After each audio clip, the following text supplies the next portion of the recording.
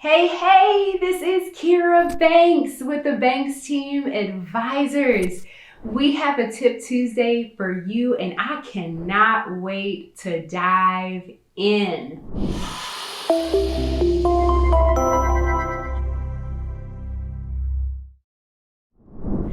All right, so our topic today is about winning the bidding war.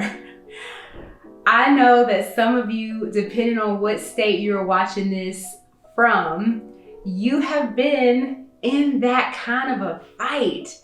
There's a big competition around you. Maybe it's 5 or 10 or 20. It just depends on what state you're in. But we want to be able to provide a little bit of help so that you can win. Now, something that a lot of people may think is that if I offer just a higher amount, whatever that may be, 5,000 more, 10,000, 20,000, it just can keep going up, then I'm gonna win. Well, that's simple, but there's a whole lot more factors that a listing agent or really a seller as well are looking into. So let's get into that. Number 1, offer cash or lower your financing request. Now, some of you may be thinking, Kira, I don't have $250,000 lying around or $500,000 lying around, wherever your price point is. I don't have that lying around.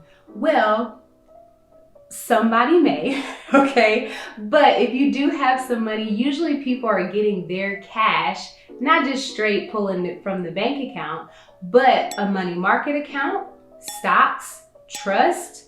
Another way is family loans. Believe it or not, you may have that rich uncle, okay, that's willing to loan you the money and just get you right on your way. You just never know. So that's one financing option. Now, we'll do a whole nother separate video about these cash options later. Another thing about reducing the financing request. When I say that, I'm talking all about closing costs. Now, usually people like to request the seller to pay the closing cost, but that's really on a case-by-case basis. Now, if you feel like I need some closing costs paid or I need all closing costs paid, let me give you a few little things that you could possibly do to help reduce this. So, first, asking the seller to pay half or no closing costs. Then after that, you may be still thinking, well, where am I getting the closing costs from? Or you may have some money in the bank to pay some of it. If you do, please pay some of that closing cost and then ask the seller to pay the rest. If you don't have it, another option is to get a gift fund. Now, this usually comes from a close family member or a very close friend. Again, talk to your lender and they can give you all of the details about what's acceptable with gift funds. So that's a little bit there. Number 2 that could help your offer is shortening your inspection period window. Now, on average across the states, 10-day inspection window can be normal. Now, something that could help is reducing that again. Let's go to half. So maybe you could say a 5 or 7-day inspection window.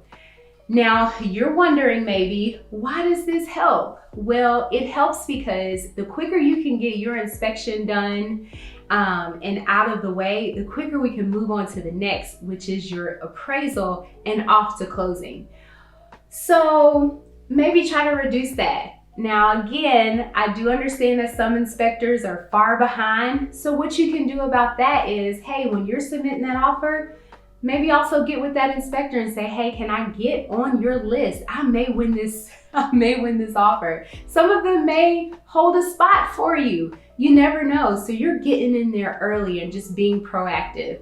That never hurts. Number 3, which kind of goes with number 2, is shortening your closing date that you're putting on that contract. Now, a normal closing date is anywhere from 30 to 45 days, depending on your loan type. Now, again, like we talked about earlier with the cash payments, a cash deal, hey, it could close in 10 days or less most times. but that depends again on really just the transfer of the money. So if you have a different financing type outside of cash, another one that can close a little bit quicker I have seen is a conventional loan. Outside of a conventional loan, it's really just that lender and maybe what has been, I don't even want to say their track record, but what have they seen as a pattern going on, as in how quick they can close an FHA loan, or if you're doing rural development, or if you're doing VA, how quick can they close that one? So again, this goes back to talking to your lender. They can help. Even from the very beginning of getting that pre-approval, just say, hey, how quick do you think we can close on this house? What have you been seeing? They will definitely know the trends at that time. So I hope that these tips can help you in winning on your next offer. I don't know how many that you have put in, but you never know. Your next one can be the one.